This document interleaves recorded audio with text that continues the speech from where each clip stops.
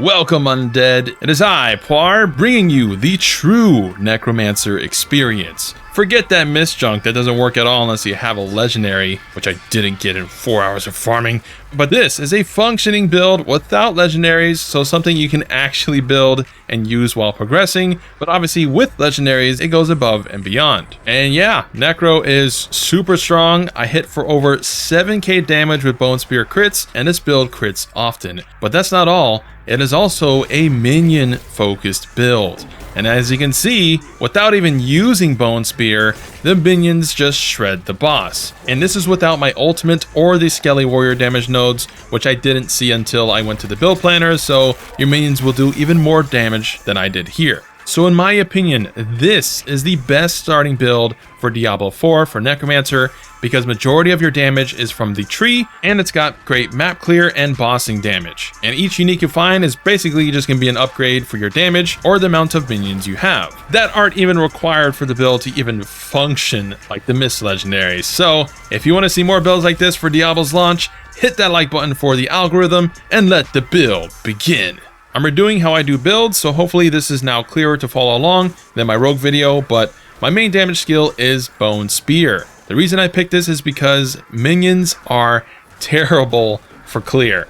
So we need a clear skill that fires ahead of us so we don't have to wait for our minions to catch up. They're fine for bossing, but they just move too slowly for mapping, so Bone Spear was the best choice for high damage and crit. Your other alternatives are Blood Lance and Corpse Explosion. Blood Lance is actually pretty good for bossing, but it has no pierce like Bone Spear, so for clear, it's worse than Bone Spear, which again is the minion build's weak point, so Bone was better. And Corpse Explosion is super powerful, not gonna lie, super great for clear, but it's kind of funky against bosses, especially against tougher bosses like World Boss, where you have to then make the choice of whether you're gonna res your minion after it died or blow up the corpse instead. So ultimately, Bone Spear was the choice, and you want the crit nodes for more crit chance, since with the legendary I use or with the basic Bone Splinter skill, you can get vulnerability easily, and we stack damage against vulnerable targets. And yeah, Bone Spear hard carries from the start of the game to the end, so it's the perfect skill for your starter build. Aside from that and Bone Splinters though, everything is dumped into minions or non-notable skills. The only other active skill I use is the ultimate, Bone Storm, and this is purely to get 20% crit chance, which is pretty huge. And if you don't know, minions do get 30% of your attack speed and crit chance. So the higher your attack speed and crit, the higher your minions' attack and crit will be. So when Bone Storm is active, that's 6% crit chance for your minions, which is not bad. And for the rest of the skills, I have a build planner showing you all the nodes you need to get. Make sure to get the Skeleton and Bone Mage damage nodes. Evulsion and Perfectly Balanced maxed out are how I get so much Bone Spear damage. And I'll leave a link to this tree as it is in the pinned comment so you can copy the whole build there. For the Book of the Dead, you want Skirmishers with the crit node. Anytime you crit, all your minions will crit on the next attack, occurring every 3 seconds. And since with Bone Spear we kinda 2 to 3 shot bosses if we crit, this is nice for big damage burst. Though you can go for the extra minion one as well, I haven't tested which one is more DPS. For mages, I go for the Ice Mages with the first node to recover some essence, cause Bone Spear's downside is it wastes too much energy, so the more essence generation you can get, the better. Hopefully there's better essence regen in a full game, as there's hardly any for aspects or gear stats, which is really strange in the ARPG not having like a resource generator that's actually good. And lastly, Golem, which is unlocked around level 25 I think. Just pick the node that sheds some corpses since we don't have thorns.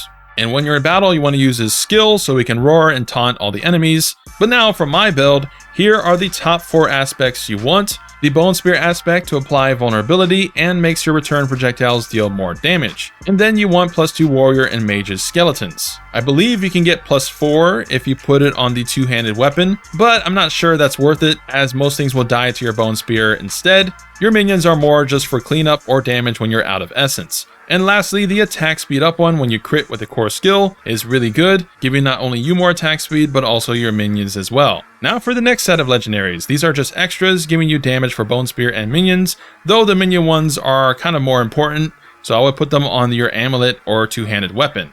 For the Blood Bishop fight, I swapped in this minion attack speed Ami over my Bone Spear aspect, so you definitely want this on your amulet or your two-handed weapon, and just put the bone vulnerability on your rings. And the barrier combo aspects are nice, but in the full game, if you can't get both, just put this aspect on instead if you can. Although I will say, my Necro has little defenses, so yeah, having a barrier or healing over time aspect might be worth the slot if you find yourself too squishy. And for the rest, I'll slowly go through the gear. For stats, you want minion attack speed, vulnerable damage, crit chance, and then try to get +2 for Bone Spear on your gloves. Now my two-hander is from the level 35 mob only drop, so if you want that extra power, you'll have to farm that. Took me a few hours to get a two-hander rare, so not a fun farm.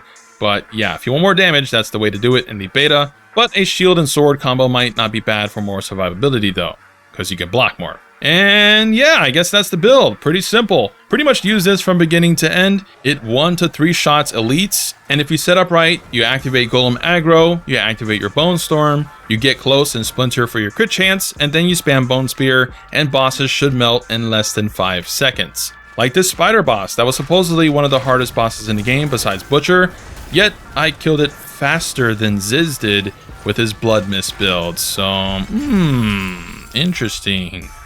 Big damage, but if you happen to get a Bone Prison +1 on your gear, that is also nice for CC against bosses like you saw there. But there's no way that Blood Mist legendary goes untouched. It's gonna get nerfed, either a longer cooldown, losing immunity, or lowering the damage. One or more of those things is gonna happen for sure. Really, the immunity is the actual broken part of the skill. It'll just be too good in hardcore to not be able to die, which is kind of dumb, so that will definitely be adjusted at least. But luckily for us, our stuff won't get touched, most likely. So, this is the recommended Necromancer build to start the game with on launch. Hope you guys have fun, and if you enjoyed the video, give it a like, please. Comment down below your thoughts on Necromancer. Do you think it's balanced? Do you think it has a good mix of skills? Do you think the female Necro is too flat or just perfect? Let me know in the comments, and if you want to see more Diablo builds in the future, subscribe and hit the notification bell for more Diablo epicness.